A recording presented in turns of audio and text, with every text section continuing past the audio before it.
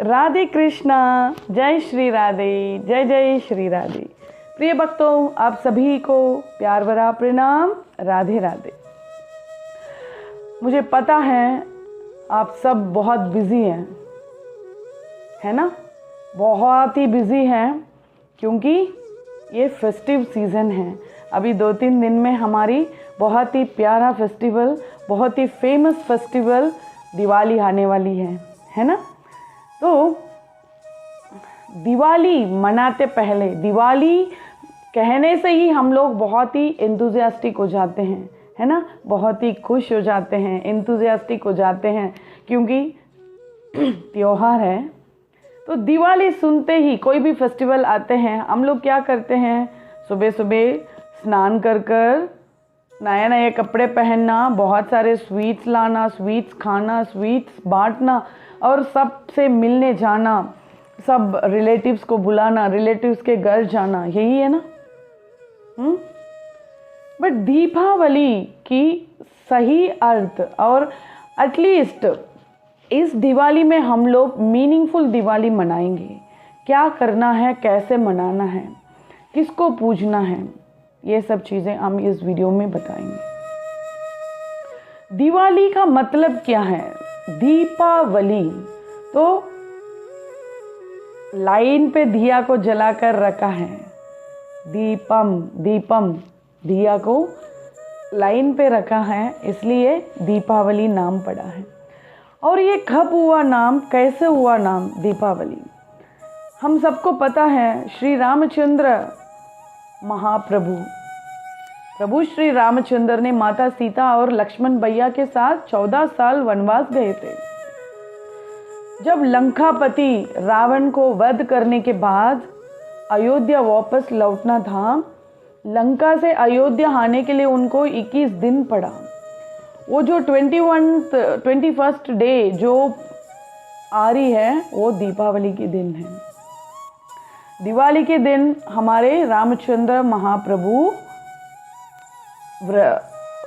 वनवास से वापस अयोध्या आ रहे हैं। जब रामचंद्र वनवास के लिए निकले थे, पूरा अयोध्यावासी मरने के लिए, अपने प्राण त्यागने के लिए रेडी हो गए थे। राम के बिना हम नहीं रह सकते हैं।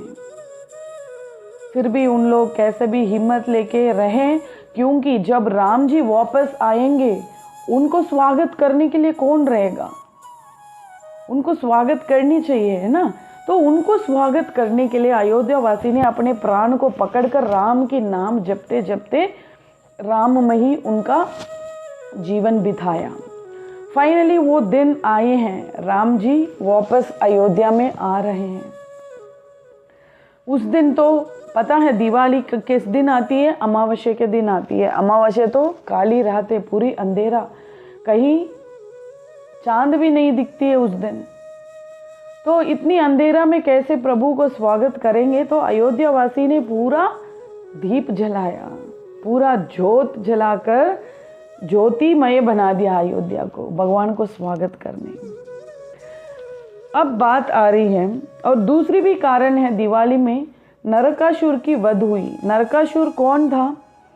जो भगवान श्री कृष्ण को 16,100 रानियां थी। कृष्ण ने कैसे इतने रानियां विवाह कर लिया, सोचने वाली बात है ना? तो उसमें 1600 1008 रानियां हैं, उसमें 8 पटरानी हैं जो कृष्ण ने विवाह किया। 16,100 रानियां कौन थी? नरकासुर की जेल में थी जो रानियां, कन्या, जो नरकासुर नाम की असुर बाकी जगह, बाकी राज्य की रानियों को कैद करके उसने अपने पास रखा है, उनको बचाने के लिए है। उनको नरकासुर से भगवान कृष्ण ने नरकासुर को वध कर कर उन सबको रिलीज किए हैं। फिर भी कन्या है, विवाह नहीं हुई थी वो रानियां को, तो उन लोग कहीं एक रात रुक जाते तो दूसरा कोई शादी नहीं करते हैं, भले वो कुछ गलत नहीं किए तो भी शादी नहीं करते हैं। इसलिए वो सब कृष्ण के चरणों में ही समर्पित हो गई। अब हमारा जीवन जीवन का अर्थ ही कुछ नहीं है, हम कैसे जिएंगे। तो शरणागति लेने के बाद भगवान श्री कृष्ण ने उनको स्वीकार कर लिया। कृष्ण दयालु है ना, कोई भी पापी से भी महापापी उनके चरण में आते हैं, वो सबको मुक्त कर देते हैं पापों का। तो वो अपना रानी बना लिया। तो इस नरकासुर की वध का दिन है, वही नरक चतुर्दशी कहते हैं, दीपावली। तो उस नरकासुर का वध करने की खुशियाँ में ही लोग पटाखे फोड़ते हैं, बट हमारा धर्म में वो नहीं है। दिया जलाना, हम राम जी को वेलकम करना, मीठा खाना, पूजा करना, यही है। तो अब पूजा की बात आ रही है। अब पूजा किसकी कर रही हैं हम? दिवाली में किसकी पूजा होती है? मेन तो राम जी और कृष्ण जी हैं, और दोनों को ही पूजा नहीं होती है। और होती किसकी है? लक्ष्मी माता, है ना। लक्ष्मी माता की पूजा होती है। धनतेरस बनाते हैं, पूरा धन हम कलश में रखते हैं, बोलते हैं हम महालक्ष्मी को घर में रखो, साल भर ऐसा ही रहना है हम लोग। ऐसा लक्ष्मी तो जीवन में चाहिए है, ऐश्वर्य जीवन में चाहिए है, बट सिर्फ लक्ष्मी को मानना सही है क्या? माता बहुत इम्पोर्टेंट है। माता ही पिता के पास पहुंचाती है हमको। माता को पूजना ज़रूरी है, बट वो भी मीनिंगफुल पूजनी चाहिए। महालक्ष्मी को एक और नाम शास्त्र में है, क्या? चंचला। चंचला, वो एक जगह में रुकती नहीं है। धनतेरस भी उसी चंचला नाम से आई है, उसका भी एक कथा है। तो वैसे चंचला एक जगह में रुकती नहीं है, इसलिए भगवान विष्णु उनको कंट्रोलर अपने चरणों में रखे हैं। तू मेरे चरण में, मैं तुम्हारा मास्टर हूँ, आई एम योर कंट्रोलर करके उनको एक जगह में रखे हैं। अगर विष्णु लक्ष्मी पति नहीं होते हैं तो लक्ष्मी चंचल में भटकती रहती है ना। तो लक्ष्मी माता की वाहन भी पता है क्या है? उल्लू। तो पैसा ज़्यादा आएगा, दिमाग खो जाएंगे। जहाँ सिर्फ पैसा पैसा होता है, वहाँ सब गलत काम करने का हिम्मत आ जाती है। उल्लू बना देंगे हमको। इसलिए लक्ष्मी की वाहन उल्लू है, और हमारा प्रभु की वाहन तो गरुड़ है ना। तो इजी ट्रिक लक्ष्मी को अपनाने का इजी ट्रिक क्या है? लक्ष्मी पति को पूजो, हमारा कृष्ण को पूजो, हमारा राम को पूजो, हमारा नारायण को पूजो, किसी भी रूप में। क्योंकि लक्ष्मी तो पाद सेवन करती रहती है अपने पति को। तो लक्ष्मी पति जहाँ रहते हैं तो लक्ष्मी वहाँ वास ज़रूर करेगी।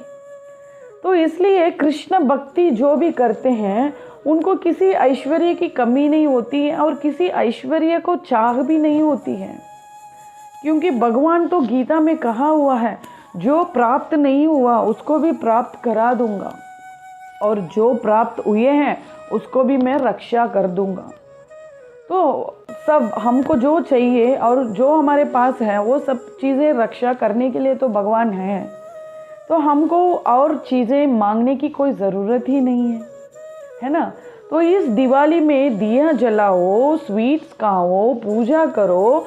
लक्ष्मी के साथ लक्ष्मी पति को भी पूजो। लक्ष्मी पति को हम पूजेंगे तो लक्ष्मी स्वयं हमारे पास आ ही जाएगी। लक्ष्मी स्वयं हमारे पास आ जाएगी। लक्ष्मी को ढूंढने के लिए, अलग से पूजा करने के लिए कोई आवश्यक नहीं है। तो जहाँ भी जोत हम जलाते हैं, दिया जलाते हैं, तो अंधकार मिटता है। तो हमारे लाइफ में जितना अंधकार है उसको मिटाकर आप दिवाली की जोत अपने लाइफ में जलाओ, अपने लाइफ को प्रकाशित करो, कृष्ण भक्ति में आगे बढ़ो, भगवान की नाम जपो। अब आ रही है विष्णुपति को कैसे पूजना, लक्ष्मीपति को कैसे पूजना।